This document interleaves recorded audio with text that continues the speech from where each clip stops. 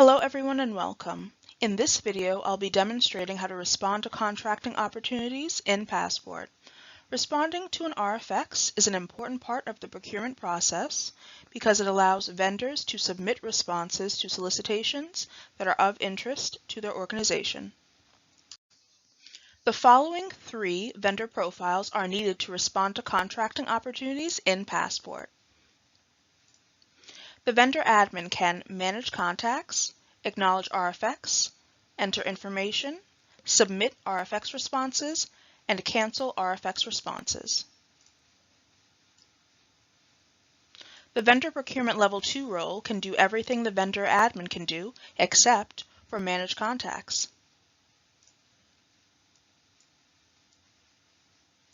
The Vendor Procurement Level 1 role can only enter information and cancel RFX responses. After logging into Passport, you'll see the vendor homepage. You'll notice that the Passport logo is on the top left side of the screen. Clicking the logo always takes you back to the main homepage.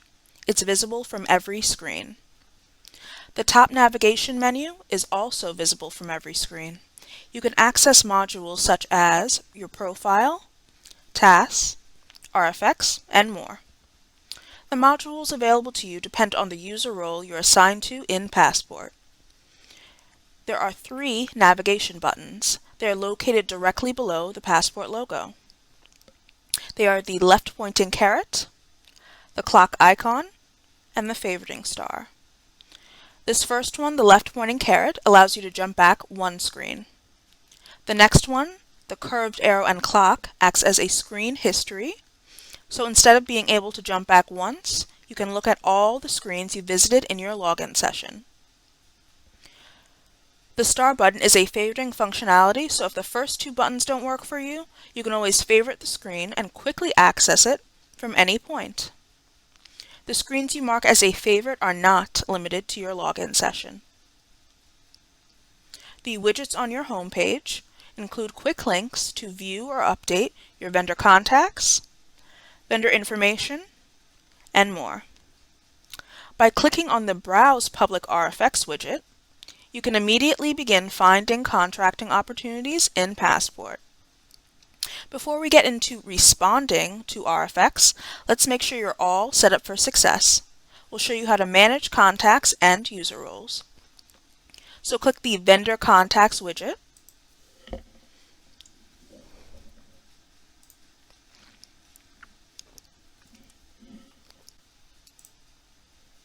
The Contacts tab has all the contacts for your organization's vendor team.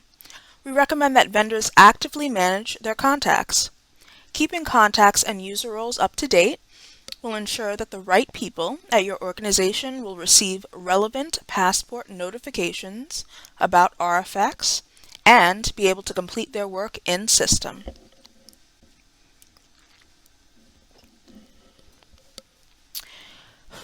Verify colleagues working on RFX responses have the Vendor Procurement Level 1, Vendor Procurement Level 2, or the Admin role.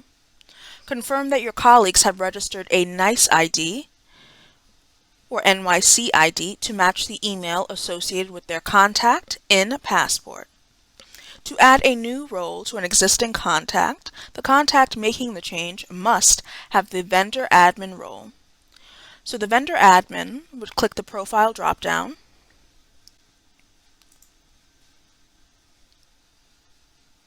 and choose an additional role, such as Vendor Procurement Level 2. So I'll select that role.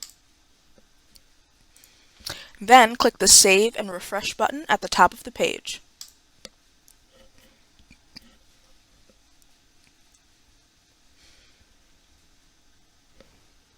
Okay, so the role has been saved, as you can see.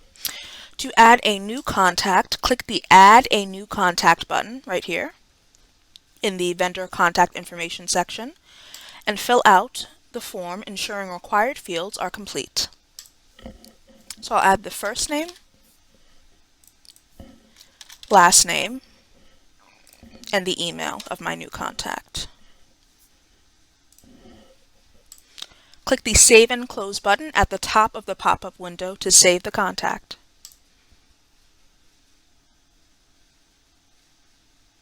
So the contact has been saved.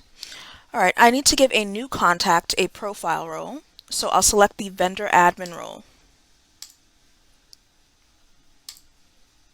Okay, when you respond to certain RFX in Passport based on the type of solicitation, your organization's senior and executive staff should be identified as such by also checking the LL34 contact box. So I'm going to click the LL34 checkboxes for all my contacts. By doing so, additional fields may display to identify the type of senior position held by the contact. I know this sounds like a lot, but for these solicitations, vendors cannot submit their responses until the LL34 information is complete. More information is available in the quick guide titled LL34 Compliance on the MOCS website.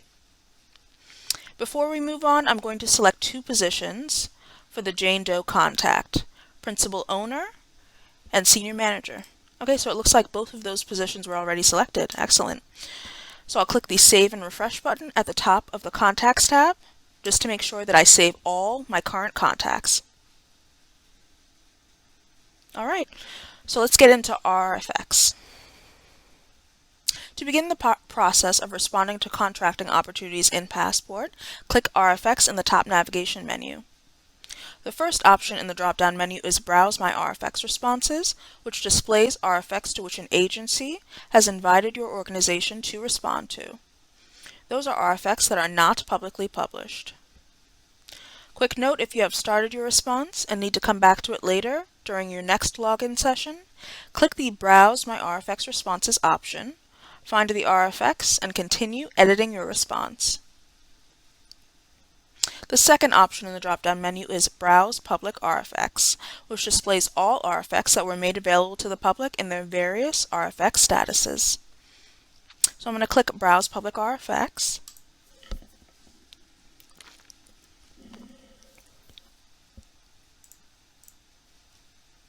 On the Browse Public RFX page, you can search for RFX by filtering by keywords, industry, main commodity, and more.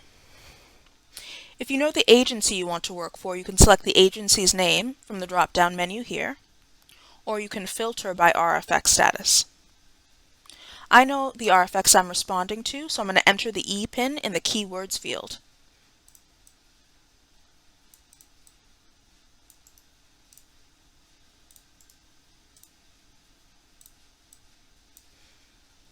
Then I'll click the Search button.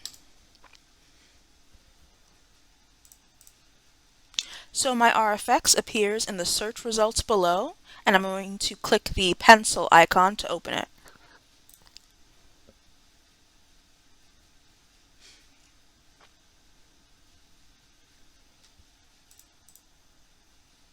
Okay, now we are looking at the contents of the RFX. By default, you should see the View RFX tab first. A couple of items we want to highlight here. There is a countdown timer at the top of the page to show how much time is left until the due date. In our example, we have 22 days left to respond, and you want to make sure you respond at least a couple of days before the due date. The summary section here includes key agency information and contact info, like the agency contact's first name, last name, and email. The key date section includes the due date and potentially also lists a deadline in regard to the agency accepting questions for this RFX. So that date would be here. Any pre-proposal meeting invitations would also be listed on this page. Be sure to scroll down and download all documents the agency has made available to you, including documents with details on the opportunity, documents that help guide vendors when responding to RFX, and any templates vendors are to use when responding. Before you begin a response to an RFX, we strongly encourage you to study the RFX and the description section.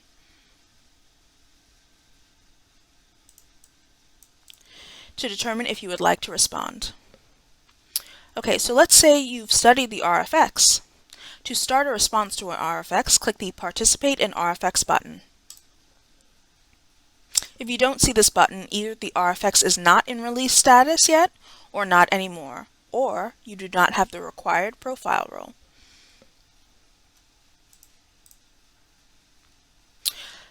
So some RFX require acknowledgement of receipt and confirmation of intent to respond before a response can be started.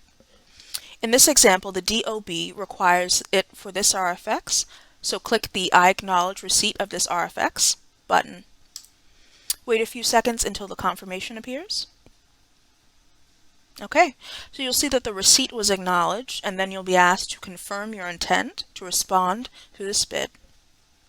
You can click Will Respond or Will Not Respond, depending on what your intent is.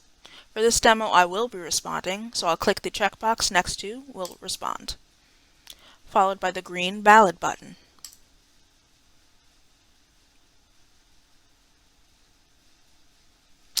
Okay, so now that I've acknowledged the RFX, if you click the Manage Responses tab, you'll see that your draft response is now available. It is titled Proposal Number 1, and its submission status is in progress. Quick note, this tab also holds all of your current and past responses to the RFX.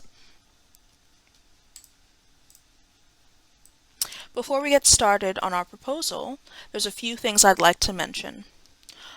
On the left-hand navigation, the Discussions with Buyer tab is now available for you to use if you would like to communicate with the city agency. So I'll click that tab. You can begin by simply clicking the Compose button. Any message you send or response you receive from the agency will be listed here. Next, click the Setup Team tab. If you are an individual who acknowledged the RFX, your name will appear here. If you would like to add another contact so that they can work on the response or respond to the RFX themselves, you can select their name in the Choose a Contact drop-down menu here.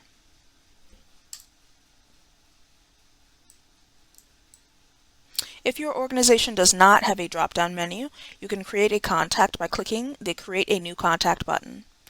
If that's the case, they would need to create a NYC ID, pronounced NICE ID, before they can log into Passport and start working on the response. Alright, so once you're ready to start your response, go back to the Manage Responses tab and click the pencil icon.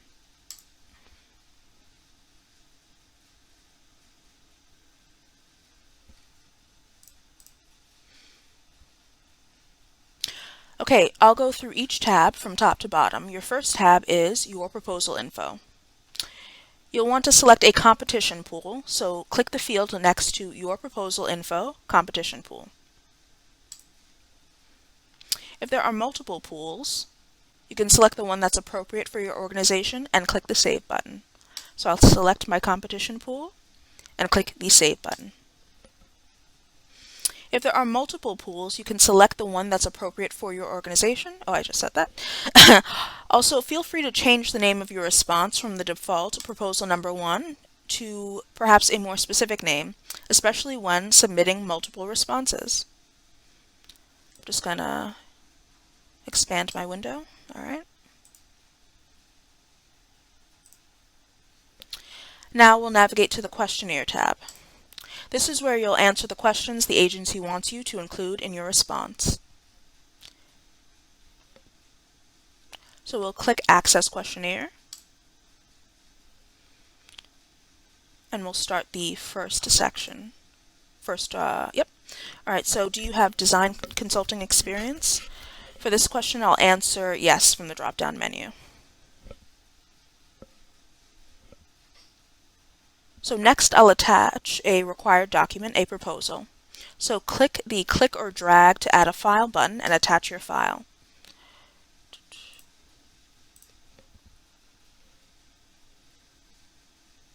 Okay, then I'll click Save at the top of the pop-up window. Alright, my information has been saved and both questions have been completed. Next up is the Item tab, sometimes referred to as the bid sheet. That's where the agency identifies the required items for their contract. Here you may be asked to enter the price for specific goods or services requested, how much funding your organization will need over a certain contract period, or any other budget information the agency is requesting. Note the items grid may consist of multiple tabs and multiple pages, so look out for that. As a best practice, we recommend that you enter the required data by typing them into the entry fields. Once you've completed all the fields, click the Save button. You'll notice that your proposal amount will be calculated from the total value of each field. Alright, so I'll enter my quantity, and I'll enter my item price.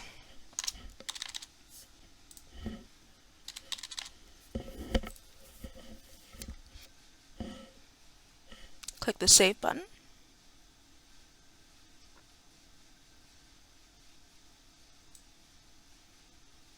And as you can see, the proposal amount has been calculated from the total value of each field. Okay, please note in the Item tab, you can upload your quotation form in Excel format. However, we recommend that you enter the information manually into each field instead, like I did below. If your RFX allows subcontracting, click the Subcontractors and Joint Ventures tab. Okay, you'll see instructions about MWBE requirements and the participation goals of this RFX. Please read through all the instructions, and if you need more detailed information, then the Finding and Responding to RFX Guide is listed here, so you would click this link. Scroll down, and if you're MWBE certified, your certification will appear in the Prime Vendor MWBE certification field. If you are not an MWBE or your certification doesn't apply toward the total participation goals for this RFX, if applicable, you can also add a subcontractor or joint venture to meet your participation goals. So we'll add a subcontractor. Click the blue Add Subcontractor button under the Subcontractor Information section.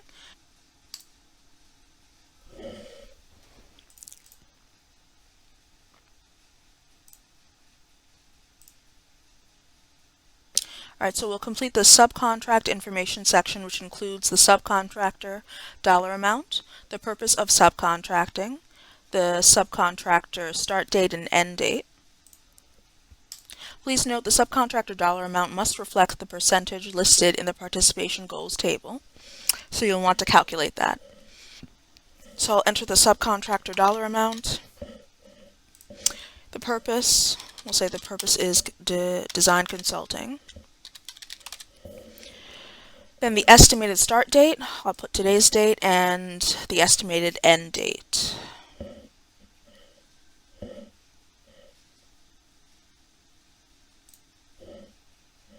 Okay, next is the vendor information section. If you have identified the vendor you would like to add as a subcontractor, and they have an existing Passport account, you can select them from the Select Passport Vendor field here,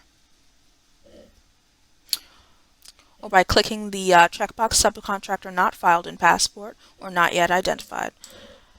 This would allow you to enter your information in manually. Once you're done, click the blue Save button.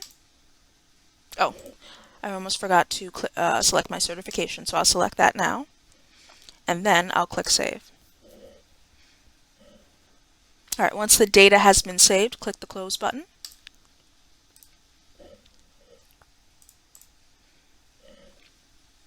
Okay, once you're done adding that information, if you click the MWBE's Requirements tab, you'll see the participation goal table that's listed in the Subcontractors and Joint Ventures tab. Just an FYI, this tab is read only. Okay, so next is the LL34 Compliance tab. So like I showed you before, you'll want to read the instructions carefully and affirm that you have read the guidance by clicking the checkbox. In the next sections, you'll select your principal officers, principal owners, or your senior managers. If someone has not yet been added as a contact or identified as an LL34 contact in your vendor profile, click the LL34 Contact Setup button. This will take you back to the Contacts tab of your vendor profile, where you can identify an LL34 contact. Once you've done that, you can come back to this page and fill out the remaining sections. Our contact's already set up, so we're going to move on to the Principal Officers section. Click into the Add Existing Contact box and select the appropriate contact.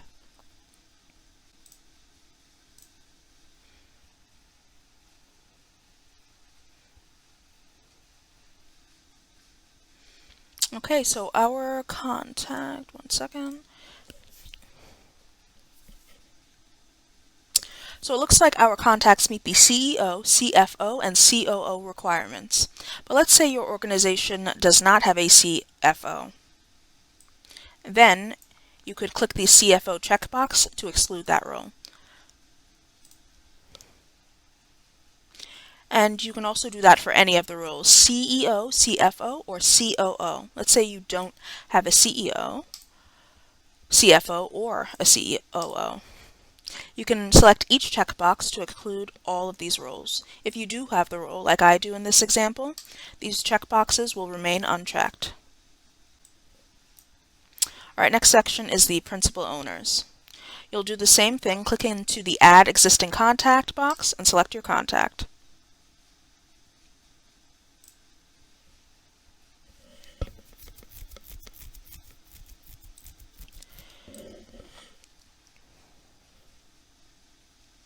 Okay, so now our principal owners are listed in this section. If you do not have a principal owner, like if you're a nonprofit, no one in your organization owns 10% or more of the entity, you can click the appropriate checkboxes to move forward. Next, we'll add the senior manager.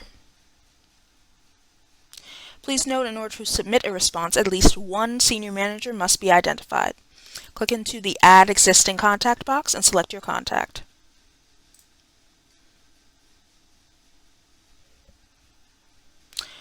So I selected our senior manager.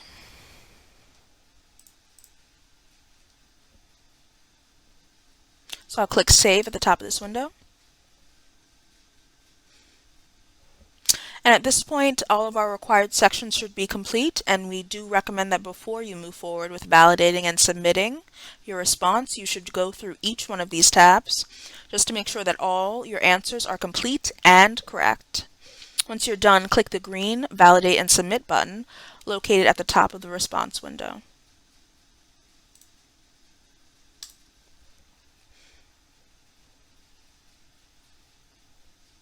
If there are still required sections that have not been completed, a pop-up window will appear notifying you which sections are incomplete. If all required sections are completed, a pop-up window will display, "Do you really want to submit your proposal?" Carefully read all of this information, scroll down and click the checkbox confirming your response contents are accurate. Then click the green Submit My Proposal button.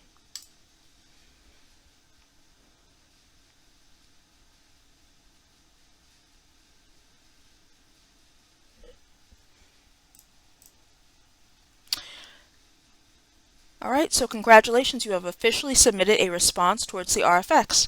You'll see in a message at the top of this page, your proposal has been successfully submitted. If you close the pop-up window, it'll take you back to the Manage Responses tab. There you'll notice that your RFX response has updated from in progress to submitted submission status. Alright, so one last thing before we go. Clicking the Other Actions button will display the following option, Duplicate Response. This option will allow you to make a copy of your response to an RFX for the purposes of creating an additional RFX response for subsequent competition pools, or to submit information related to an RFX addendum.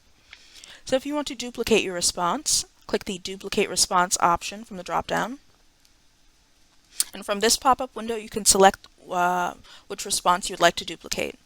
You can duplicate a response that's been in submitted status, in progress, or canceled by clicking the checkbox next to it and clicking the Duplicate this proposal icon. Alright, so I'm going to uncheck this and close this window. If you have any questions about your status, you can reach out to the agency by checking their agency contact email in the View RFX tab. Okay, so that concludes the live portion of this training video. Thank you all for your attention. For more resources on responding to contracting opportunities, please visit nyc.gov/passport. If you still need help with Passport, please visit nyc.gov/moxhelp. Thank you all so much for your time and have a great day.